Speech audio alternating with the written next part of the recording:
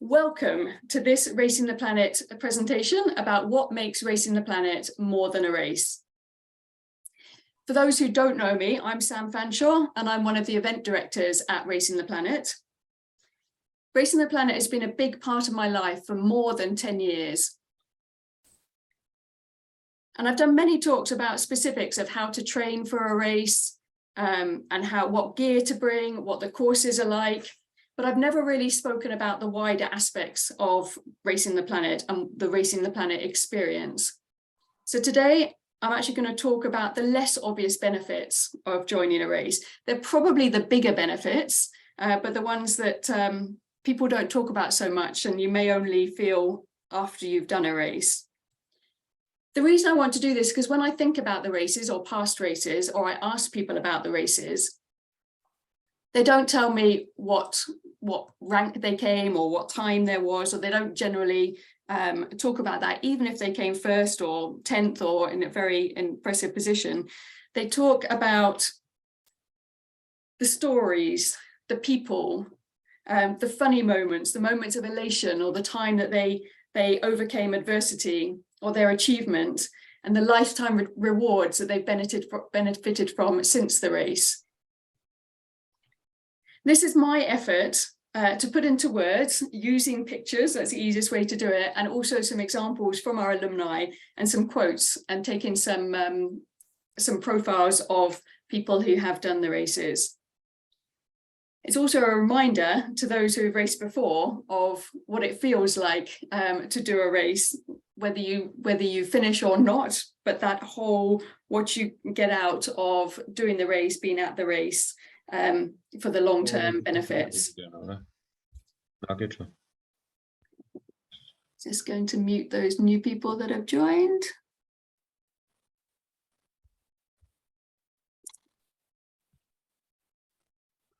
A lot of things I'm going to talk about are not tangible concepts. So it's not, these are the options of backpacks that I recommend. It's much more of the soft skills, again, the stories and the experiences and the takeaways from the race. So I do hope that you get my meaning of what I'm talking about and know that this is just a snapshot. I've only got a small amount of time here today. I could probably write a book about the people and the experiences and the impacts that the races have had on so many people, including myself. So sit back, relax, have fun, enjoy the photos, and who knows, this either maybe already is or could be your next calling. I'll take questions at the end, and maybe some of the community also want to share some of their experiences at that time. So let me start with a quote. So all the quotes that I'm using in this presentation today are from people who have done races before. So this one, for sure, it's running, but it's more than that. It's life-changing and life-enhancing. So this is from quite an accomplished runner who's done a couple of our races. And it's a reminder that it's not just the people in the middle or at the back of the field, it's even those at the front who are competing for places who have a positive effect coming out of the race. And then moving on to some of the words that describe the race or the race experience or what you might get afterwards. So adventure, for sure. It's a voyage of discovery, a challenge, exploration, new horizons, travel, going back to basics, a digital detox, resetting your priorities, which is upside down on purpose, a special community, it's diverse and inclusive, the friendships, the introspection, testing your comfort zone or expanding your comfort zone, travel, supporting a charity, and finally, life-affirming. These are all things that I think, or people have told me that they feel either before, during, or after the race, and what makes Racing the Planet more than a race. But let's not just talk about words. Let's find some examples. Let's talk through what people specifically say.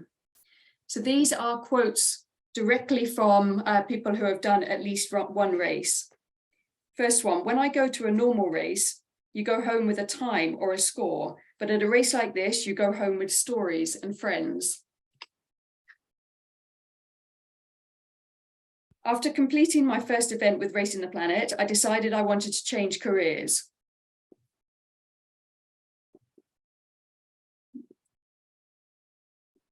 The races connect organisers, runners, walkers, competitors, volunteers, and local support teams from all around the globe. They introduce people from different backgrounds and cultures to one another, and friendships and bonds are formed for life. It's very humbling when you're in the middle of a desert. You realise just how small we are on this planet. I came here for an experience, and already on day 2, I have memories that are going to last forever. The most important and most enjoyable part is the people, their determination, their generosity, their resourcefulness, their courage, their friendship, and much more. I couldn't believe the camaraderie between these people who've come in from all over the world. The long march was instrumental in proving to myself that I'm capable of doing hard things, not just running related goals, but getting through other tough challenges that life throws my way. After retirement, I discovered Racing the Planet, which changed my life forever. This one, no idea why I keep coming back. And the reason I put this in here is because this is someone who has done 19 of our races. He's done all 4 deserts and every roving race, yet he still doesn't know why he's coming back, but he keeps coming back. Running this ultramarathon made me realize how simple life should be. I met my husband at the race, or my wife at the race, and there's more than a handful of people that can actually say that. We're not dating the planet, but when you put like-minded people all together, you do really make some special bonds. The person who goes home will be a far stronger person in every respect to the one that arrived here before the race. So those to me are extremely strong things that people have said, having done the race, about the races. It wasn't, say, it's not about their times, it's not about the details, it's about how they felt, about the memories, the people, and the long-term benefits. So let me now take on a profile from one of our racers. So I had a female from the UK, she's in her 30s, and I asked her 4 questions. She's done 2 races. She'll do her 3rd race this year, and her first race was the Atacama Crossing in 2018. I said, what made you first want to sign up for a Racing the Planet Ultra? I wanted to do something that was more an adventure and motivation to explore a new part of the world. I didn't feel like I had any sense of purpose in my career at the time. I thought channeling my energy into something huge like the Atacama Crossing would help. South America has been on my bucket list for a while.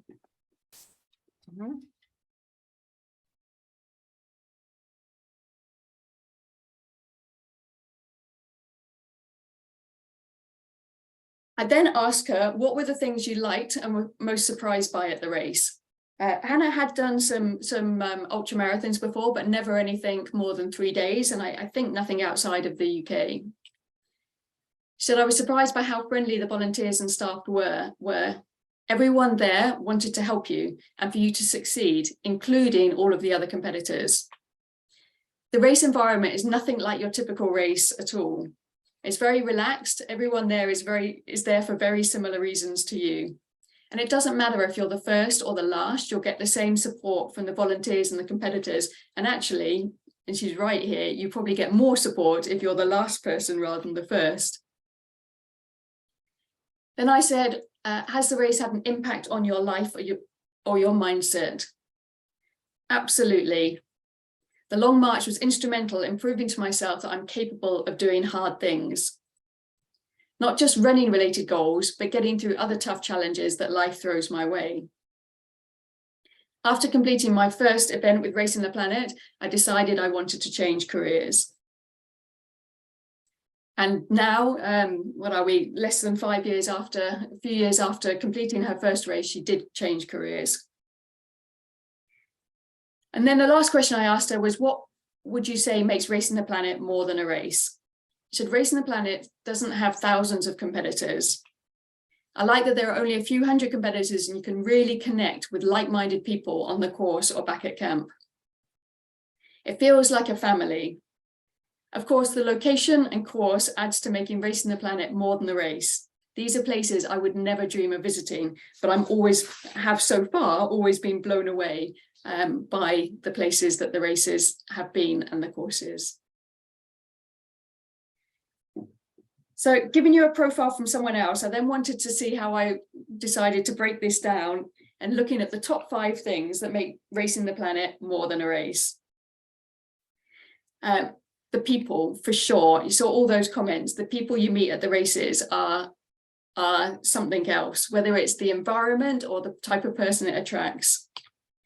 The places that the races take place and the travel to get there.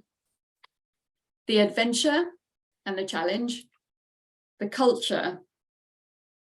The reset. And I said top 5 and I tried to make it top 5, but then I couldn't keep it to that. So it's actually the top 8. So it's the appreciation of the small things, the appreciation you get after a race for the small things in life, the opportunity to give back, and the memories that you have for life. And just talking a little bit about this picture in the back, this is actually in the Sahara Desert in Egypt. And if you look closely, you can see here the racers in the distance running towards this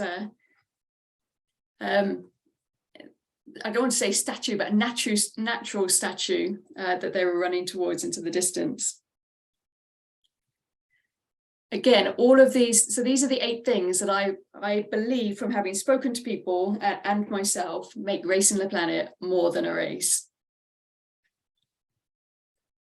So let's start talking about the people. The feeling in this photo was at the finish line of the Gobi March in China some years ago, but the feeling and the emotions in this photo, you will never really know until you've been at that point. And for those of you on the call who have been at a finish line before, you will know that feeling. This was 3 strangers before the race. They didn't run the entire race together, but they were at the finish line together. And suddenly they have a joint shared bond from completing this huge challenge. And the races are very international. So at all of our races, there's normally at least 30, if not more, nationalities. Here is 7 tent mates from 7 countries, and they have now a bond for life. And then here's a story I want to show. Some of you may recognize who that is on the left, but this was back in 2008, before Ryan Sands was a famous ultra runner. He ran the Sahara and he was winning it. And on the long stage, he decided completely his own accord, to donate to present his leader shirt to the oldest racer, Jack Dennis, who was there at the race. And I feel like that's the sign of respect, or the kind of person that you get at the race. And again, it's the stories, the moments and the stories that you really remember about the people and about the experience. Tent mates. So no race would be the same without the special bonds between tent mates. And if I look here, you can see there's a girl in her 20s, there's a gentleman in his 60s, there's actually a father and son who were at the race together and shared a tent together with other people there. You can see there's Vietnam, Hong Kong, Switzerland, UK, all in the same tent. And you have this special, it's like your family for the week, your tent mates. And you're so excited to see when your tent mate arrives across the finish line and out there to help them in and give them a good space in the tent, but maybe not as good as yours, but make sure that there is a space for them.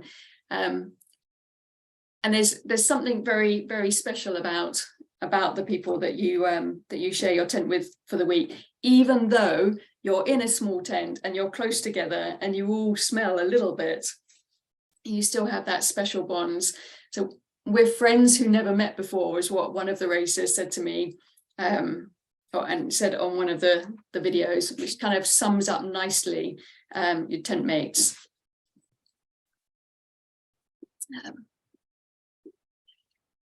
And then it's not just about the racers, it's also about the volunteers and the doctors and the staff.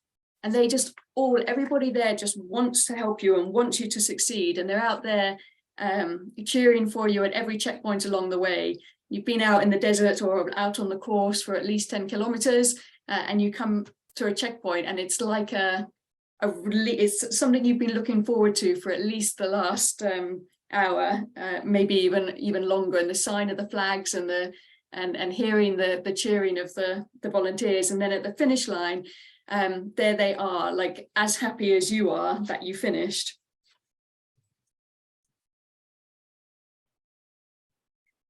And then here we are, the iconic finish line at the Atacama crossing, 150 odd people. Not all of them finished at the same time, but almost all of them waited to go and have a shower for the last person to cross the finish line. And these tired, dirty, hungry people are also extremely happy and have that shared bond. Maybe they'll go, some of them will stay in touch, most of them will stay in touch, some of them will go to visit each other, might be a business contact in the future, but you have that shared knowledge of knowing that you all achieved this great thing. It's not an impossible thing by any sense of the imagination, so I don't want to put it that way, but it's a big thing to have spent a week in the desert on foot, carrying everything on your back for the week. And this here sums up what makes Racing the Planet more than a race. Quick profile on one of the racers. So here he was before in 2017. This is Mypasa. He's from Zimbabwe, but he lives in Namibia. He came to the Namib race as our satellite engineer for our communications. He was intrigued by the race, but thought everyone was a little crazy. He came as a volunteer the following year. And then he was so inspired, he decided he wanted to race. So he put in place a plan. He lost 30 kilos, 66 pounds, and he came to the Namib race in 2021 and finished 8th. And here he is here. So that's a different story, but also it was the race that the people at the race that inspired him to want to do this, to better himself for his health, and with a goal along the way. He then decided he wanted to complete all 4 deserts, and he left Africa for the first time in his life and raced in the Atacama Crossing 2022, so last year. So watch this space for what comes next. Next up is the travel. This photo was taken in my close to my house here, and it's whenever I see a plane, I get excited about where it's going, who's on it, what they're doing, and it's a reminder that the travel starts right from the very beginning. The journey starts right from the very beginning. The excitement about where you might be going or this person might be going. And then you get the romantic idea of like choosing a location, or when you're at the airport, you look at the departure boards and you see the names of so many exciting places around the world. Maybe some places you've never heard of. Many, of course, you will have. Maybe next time you go to a race, or if you do decide to go to a race, you're going to Mongolia or to Chile, to Kalama, to Ulaanbaatar, to Ushuaia, the very end of the world. Just the excitement from the beginning and getting the planning ready for your travel. Don't underestimate that part of it.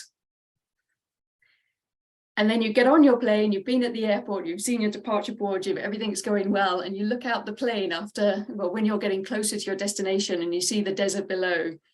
And for those who run the desert races, you realize that you're going to be down in among that, which you can see from the plane. And then top right, you arrive, for example, here in Walvis Bay in Namibia, and you drive half an hour to the host town of Swakopmund, and this is the road. And it's so different to what most people will have at home. And again, you realize that that's where you're going to be running. The adventure really is starting. You arrive in Chile, and as you drive from Calama Airport to San Pedro, or you're being driven there, you see the sign. It's not just signs to towns that you haven't heard of, it's signs to countries. And it's not that often that you see that and think, gosh, Argentina is just there. It's all that excitement about travel. And eventually you arrive in the host town, in this case, San Pedro de Atacama, and this is the high street there, and you've got dusty streets. You go, you have your first meal, you're in your hotel room, and you know that the adventure is well and truly underway, and you haven't even got to the desert yet. But then there is the races, and the places that you'll go with the races said, maybe it's places you didn't even know existed. So Cotopaxi, this was the start of the roving race in Ecuador, and we were running right at the base of Cotopaxi. The UNESCO heritage site of Petra, which is where a 20-year race in Jordan finishes. And that's where Indiana Jones was filmed as well. And you finish running through the Sikh, so bucket list place that, but you get to actually arrive there on foot, having done 250 kilometers. Or you go to the driest desert in the world and you see the stars at night. And you go for a toilet break in the middle of the night and you're rewarded with this. And actually all of the deserts have pretty good stars, although the Atacama definitely has the best. Or you go to Namibia, which has some of the largest dunes in the world. And then as part of the race, you go and climb that dune. So or climb one of the biggest dunes in the world. It's the places, the names, the Susufle, Swakopmund, the Rainbow Valley in the Atacama, or Petra or Cotopaxi. It's such exciting places to go to. And as one of the racers said, these are places that most people in their lifetime will never see or experience. Or if they do, they may experience them in a different way. And because of the small community of the racers, we're able to put in some quite special campsites because we don't need quite so much space as we would if we had so many more. Some of the best campsites in the world, I personally believe, but as an individual, you could probably find a better one, but whether you would or not is the question. So first one up here is in the Gobi Desert. Actually, that one is in China. But here's Camp 1 at the Atacama Crossing in the Rainbow Valley. The Namib race camp in the middle of the sand dunes. And this one was actually in New Zealand, but again, a lot of the campsites, you can see the general setup, they're always in amazing places. And that adds to the feeling of excitement and of travel and of adventure. And then you're in the campsites sharing the experience with people from incredible people, inspiring, motivating different people from around the world. But not everyone goes to a new place for the exciting reason. So Ashakama has become his nickname because he's completed the Atacama Crossing 10 consecutive times. And he said, trying to get something out about why he keeps going back. And he just says, I asked myself why I wouldn't go back to the Atacama Desert. And when I can't think of a good reason, then I go. And basically he goes, he was injured last year, and that sounds like a good reason, but in general, it's the other way around. It's a place that lures him in again and again.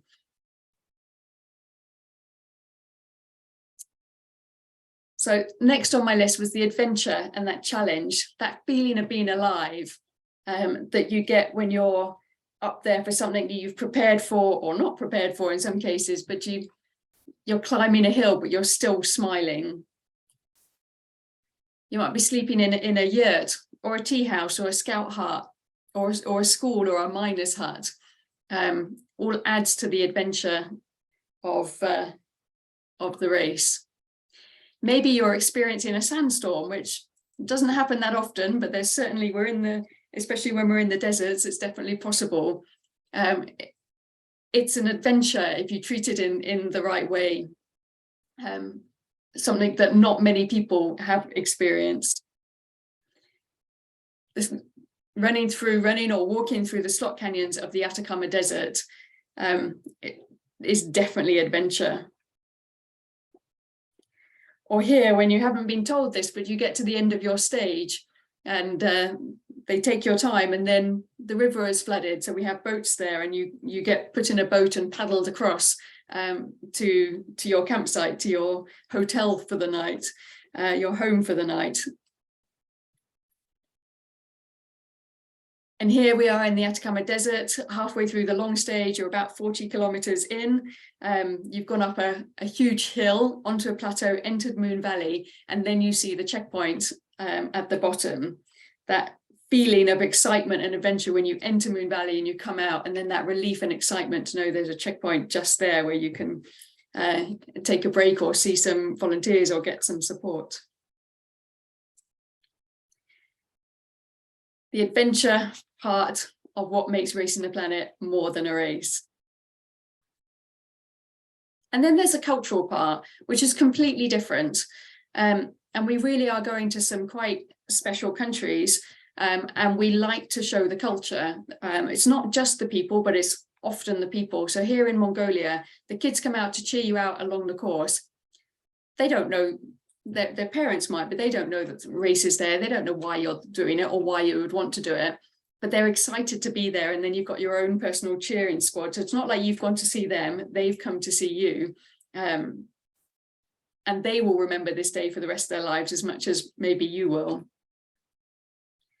Here in the Namib Desert, where you've got the Himba family, they're sometimes there all week, they're sometimes there for a few days, but they are actually, again, you're not just a tourist going to see them.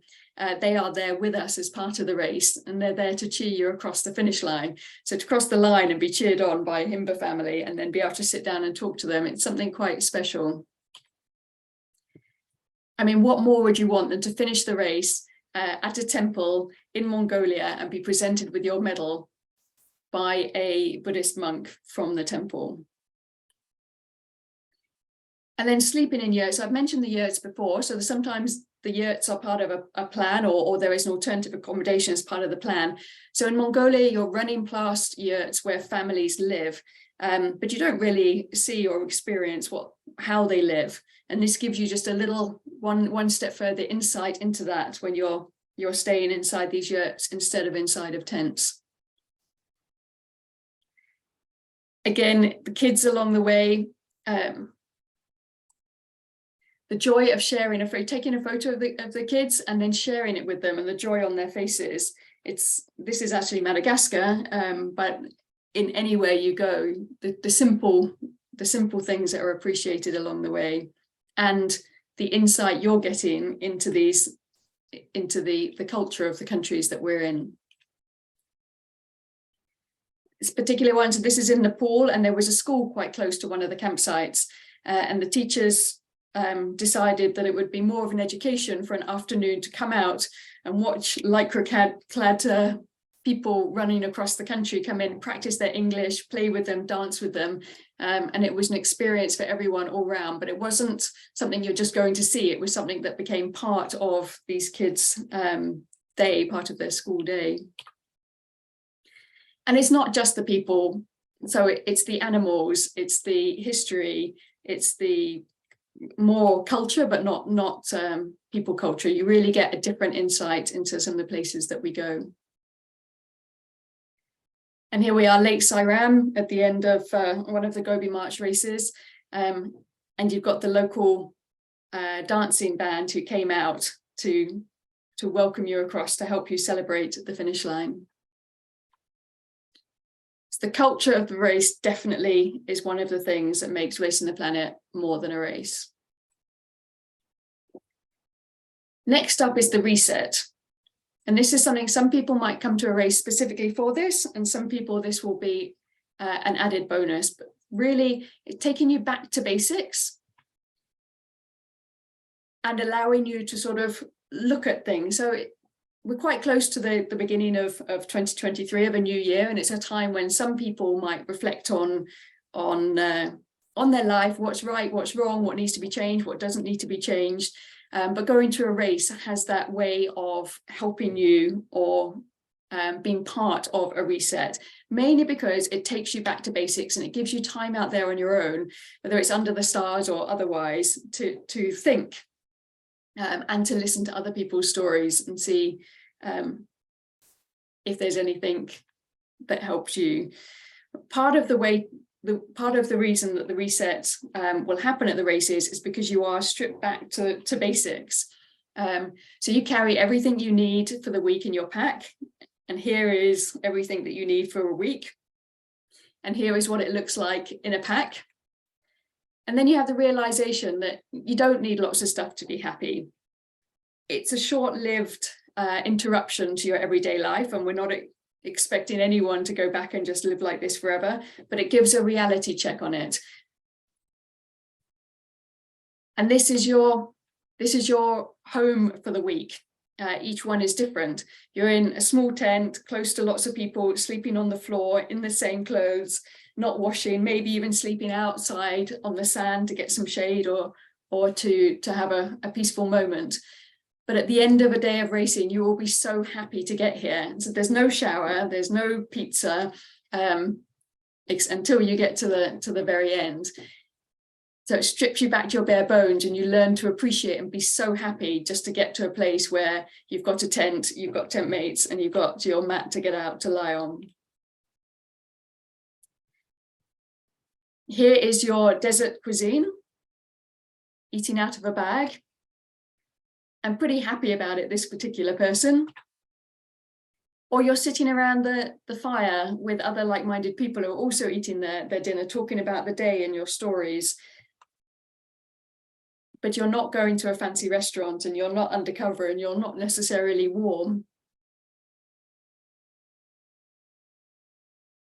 And then this, as part of the reset, is digital detox, which I personally think is very important. I mean, the average person these days spends, what, 5 to 15 or even 20 hours on their phone. Some of it's for work, some of it's answering emails. Too much of it is social media and listening to the news, and there's a balance with everything. But it's good to get away from it all the time. And here, when you're out at a race, you have no choice. You're given a digital, you have a forced digital detox.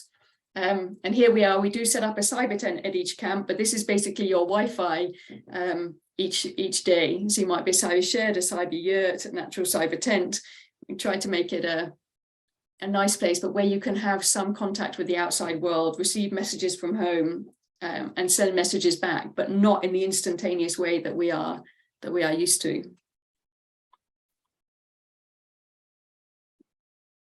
And big thing about the whole reset is appreciating the simple things. We may give you a can of Coke at some point, or some other treat during the race. We might not, but we might. But if you get a can of Coke, it will be the best Coca-Cola you've ever had. That feeling of seeing a checkpoint, all you're getting at that checkpoint is water, support from the volunteers, and a doctor if it's needed, and shade if it's a hot day. But that happiness of coming into that checkpoint, the first real food that you have after a race, whether it's pizza or chicken or a salad, it will never taste as good as anything. So if you're having a pizza, it will never taste as good as any pizza that you've had before. And the first shower when you get back from the race will also be the best shower that you've ever had. But at the race, you might be lucky enough to get a spritz at each of the checkpoints, and this is like heaven. But in a normal world, you wouldn't say, oh, I'm a bit hot, I might go and have a spritz. You wouldn't even think twice about it. So it's appreciating the simple things in life, and it gives you that appreciation. So this appreciation is definitely, I would say, makes going to a Racing the Planet race more than a race. Appreciation for the simple things in life. It's going to do a slightly different profile, a quick one, but the ones I've done before have been people who have wanted some change in their life. So Michael Williams, American, he's a full-time vet, animal doctor. He's a family, a wife and 3 young children, yet he still finds the time, or makes the time, to race almost every year since 2015. So I asked him, why do you race? Or why did you first race? He said, I saw pictures of the finish line of a race. It was full of tired, dirty, and he missed out, hungry people, but every single person had a smile on their face. They looked like they had just finished an adventure of a lifetime. And in that moment, I signed up and started my own Racing the Planet journey. And what makes it more than the race? For for Michael Williams, he's not trying to change anything in his life. He has a busy, full life, but he still keeps coming back. So what makes him still come back? So the people is the first thing that come to mind. It feels like a second family. The bonds that are created, no matter who you are, where you're from, what your background is, your color, your language, your religion, your race, special bonds are formed. So Racing the Planet made me a better person. Sorry, there, it's a lifelong adventure they talked about all the time. I'm better able to deal with tough situations. Friendships have been created all around the world. Finally, as we've been repeating a lot of times in this talk today, people, places, experiences that will never be forgotten. A quick moment here. So the next point on the list of what makes Racing the Planet more than a race is the opportunity to give back. Not everybody does, and there's no reason why everybody has to, and you don't have to all the time, but it's a great opportunity to raise money for charity or a good cause. So on the left here is three participants from the Namib race who met some volunteers, or sorry, some local staff who were working at the race, who are part of an organization that distribute food to the poorer places, the poorer children in Swakopmund, in the host town, that you don't normally see that side. So they got involved and they went out, bought a supermarket trolley full of food and went and helped distribute it to the kids in the poorer areas. Or on the right, something completely different. You might raise money for a charity that's close to your heart, which has nothing to do with the country where you're in. People have raised, or even just donated $100, but some people have raised many, many thousands of dollars. And certainly running 250 kilometers across the desert gives people something to think about as a good reason to support you with you supporting a good cause. And then Racing the Planet has also supports causes in the countries where the races take place, whether it's donating sports goods, books, computers, or funding Operation Smile missions.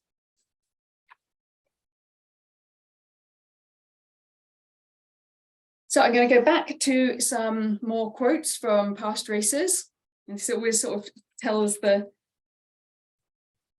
biggest story.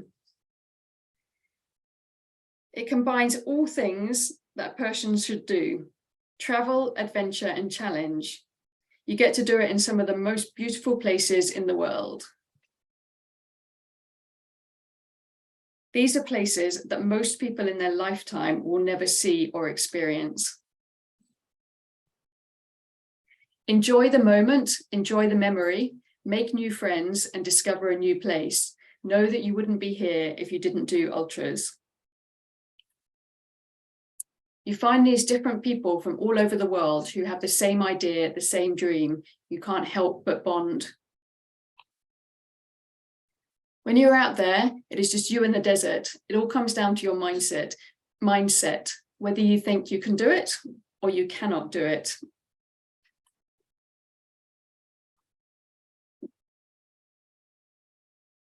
I couldn't be happier, not for the medal, but for the experience and being here with all these great people. It's so much more than just the running. It's about the people you meet, the connections you make, sharing all the stories around the campfire each night. You take those memories and connections with you for life. And one of my favorites, it doesn't give you advice or tell you about it, but it does describe the overall experience of doing a race. If you're not smiling, you're not doing it right. So summarizing here, why should you do a Racing the Planet Ultramarathon or be part of the Racing the Planet family? It's the people. It's the travel and the places. It's the adventure. It's the opportunity to give back. It's the culture that you will experience in these places. It's the chance to reset and take a look at where you're at, go back to your bare bones and work out what's good in your life, if there's anything that's not good, or reaffirm that there's nothing that needs to change or make a big change. And the appreciation for the simple things in life.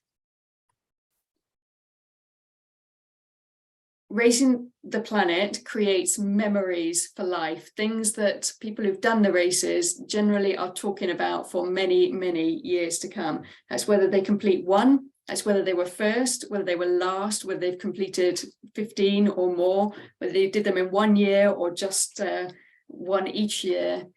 There's memories and moments there that you will remember, they will remember, we will remember for the rest of our lives.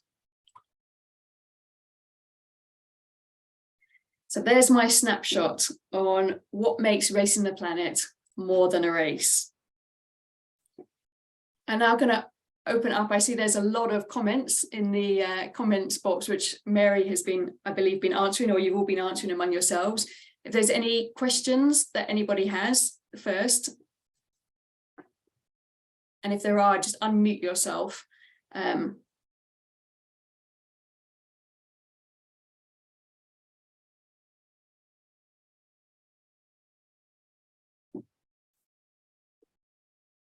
Okay, good. No questions.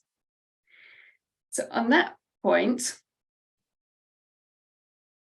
I am going to look at who's on here and say, does anybody who is on the call that has done a race want to share something they agree with or disagree with, or something that I didn't mention here on this call?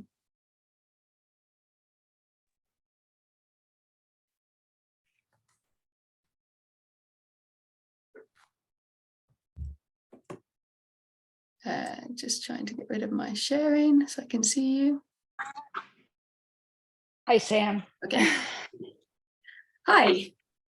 Who's? So hi, is that Carmen there? Yes. Carmen, would you like to share with the people on this call something about Racing the Planet being more than the race? Yes, of course. I have a lot to share from a very different point of view. First, as a volunteer, I've been coming and coming back, and it's all of the above that you mentioned. Plus, I have experienced the first race this year. I almost finished it, and I didn't. So it's a very different point of view. And there was never a letdown. I was always safe. It was a great environment. Somebody like me, a great safe environment to try to challenge myself, to try something that seems unattainable. I was always safe. I was always so excited to see everybody. And I went further than I ever thought I would be. So I'm so excited. I'm going to try Atacama this year. I have been there as a volunteer. I know how hard it is, but still, I've learned it was an adventure, but to me, it was an inner journey of discovery, which when I said there was a reset at many levels, I learned so much about myself. And you think, okay, I'm 68 years old. Well, there's plenty for me to learn. And that's why Racing the Planet is more than a race. I don't really start the race to race the racer. You know, it's a different race. It's an inner journey of discovery at many levels. And I've surprised myself. And so that's a totally different, but to being supported, to being encouraged, to feel safe at every moment, trying something hard as that. So it was awesome. And here I go. I'm first month of training again for Atacama. So let's see what happens. So I love it. Thank you. Thank you, Carmen, for sharing that. So that's brilliant insight into another personal story. You didn't finish, but you still loved it and still determined and ready to try again. Oh, no, every day, I must say, if you never won a race, which I have never, I've done many marathons in my life and lots of hikes and crossings of mountains, never won a race. Every day I was the last person except one day. It was like I won a race. The whole camp was there. And it was just an elation, a sense of accomplishment. And I don't know how to explain it. It was like, okay, I'm not gonna go out tomorrow because I already feel great about what I did. And then I would go out again the next day and say, wow, I can't believe it. But so it's something, you know, you do all the training, but it goes far and above of racing. It's all that you said plus more, I think, that you discovered by doing it. Otherwise, as a volunteer, I thought I knew everything. No, every day I discover something new and it was awesome. And now I'm ready to discover more. So I'm really excited. Excellent. Thank you. Thank you, Carmen. Thank you. Before I go anywhere else, Mary, I see that there's a lot of chat in the group. Is there anything worth mentioning out loud? Do people want to know more about the details of how you do a race or what races or? Yeah, Sam, hi. Most of the chat was just people saying hi. There was a question about what happens if you need to withdraw from a race. And I just said, you have the option of either staying with camp. We'd welcome you to volunteer with us, or you can go back to town. But otherwise it's just a chat among sort of a lot of friends saying hi from sort of all parts of the world. But since you've asked me, Sam, let me just say, let me also say hi to everyone and welcome everyone. I actually founded Racing the Planet back in 2002. And I gave up what I was doing with my career, everything that I'd sort of studied for, worked for, and had this dream to create a series of races around the world that would bring people from all different backgrounds and walks of life to the races. So I didn't want one nationality to dominate the races. And I knew that when someone entered one race, that they would meet a bunch of new friends, and they would end up doing the whole series. So as we enter sort of, this is our 20 years since the first race. We've had 71 races, and I've been at almost all of those races. I've missed just a handful, and I can honestly say that when I've missed them, I have been extremely sad. And to me, some of the most special moments have actually been with the locals that actually help us. Almost every single local is there, not because they're going to get paid every day, but because their heart's really in it, and they too want to make sure that everyone finishes. And I have so many friends from all over the world. It's, I have to sort of think, when I think the very first race, I had my parents were volunteers, and it's been 20 years, and they're actually quite old now, and could never volunteer now. But I look back and I think, is there anything that I would have rather have done with my life? And I say no, because I've met so many incredible people, stayed in touch with many of the people. So just extremely happy that I gave up my job to actually start Racing the Planet. And it's it's people like Sam, it's the volunteers, the medical team, every single person that actually enters the race with a dream. And our goal is to try to help you get to the finish line, and to really have it either change your life or improve your life in some way. So I am very, very thankful that I've actually been able to meet all of these incredible people over the past 20 years. And if anyone has any specific questions for me, I'm happy to answer them as well. Mary, less of a question, more of a statement. Just want to say thank you, because we talked about meeting new friends in each and every race, and I participate here the Atacama Desert Race last year now, and I'm gonna do the Gobi March. So what is incredible to me is that you're gonna actually meet people you already met on a different parts of the world. So, for example, I see John here, who I've met in Chile, same with Mypasa, and Elisa is going to be there too. So, for the girl from Germany, and this is something different. I never experienced like Marathon des Sables. Yeah, you can meet, but it's exactly the same place. If you do it 2 or 3 times, it's the same course. But here you can truly say, well, I met this guy in Namibia. I met this guy in Antarctica.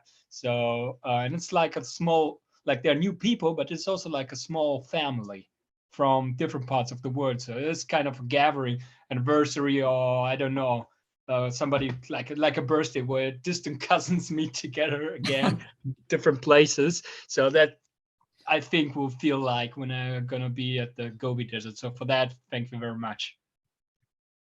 Thank you. Yeah, thank you, Alex, for sharing that, and just reinforces some of what we're saying here for those new people on the call. Is there anybody else who has primarily first a question, or anyone who wants to share their experience? Hi Sam, it's Mypasa here. Hi, Mypasa. I'm awesome. Probably everyone knows my story, but I just want to state that this is more than a race. You train, you get inspired, and at the end of it, you feel like I'm prepared. And then when the race starts, you see a list of things that that you feel like I need to work on this, and you get a list of 1,000 things as if you haven't trained at all. But what really gets me is the people, the individuals, the competitors. You sort of feel like I'm just, these guys are carrying me. You don't feel lonely in as much as it's just an open place, a desert, but just the people helping you, encouraging you. And I wouldn't be here if it was not for the Racing the Planet family. You understand? So I just want to appreciate, and it's more than a race. It's more than just running, eh? Thank you, Mypasa, for sharing that. And I think you joined after I briefly shared your story. So this is the Mypasa I was talking about during the talk. So yeah, thank you for saying that. And you are part of that family. It's an honor. It's a humbling honor. Thank you. Hi. Hello. Hi. Hi, Mypasa. Hey, my man. You remember How are we you? were watching Manchester game in the desert. That was amazing, man. It's good that you have joined the races. Eh? I'm so proud of you, man. You need I'm to so sign up proud. and join, eh? Sure, man. You just now tell me that I can maybe do it as well. So it needs You can, more man. preparation and some motivation. Not you just give me the motivation to do it, at least one. It's amazing. You do more, I'm telling you. It will Serious, change your eh? life completely, yeah. I Sure, encourage you to because do it. for the love of the nature, everybody who's participating is a winner. It's the love of the nature, the quietness when you are alone, the stars during the evening. It's just amazing. You can't exchange it for anything in the world. This is more than a race. The hashtag more than a race is just the truth about it. It's so amazing. Thank you, man. I'm so True. proud. I'm so proud to be part of this team. So seriously, I missed the last one, but I missed the last one, which was done by Francois, and I was like so disappointed that I couldn't be part of this exciting family. That's Yeah, good. So Yeah, good man. you just made my day now. So I'm gonna talk to my wife that no, seriously, I have to get the good gear, and I have to you have do a at trainer. least one or two. Yeah. Sure. I can help you out anytime. We're family. Please, my brother, please. All right. Okay. Thank you. Cheers. That's also Sorry, great to Sam. hear. It's fun. It's turned into a personal conversation, which is also quite fun to listen to. But I don't want everyone to switch off. So it's now been nearly an hour.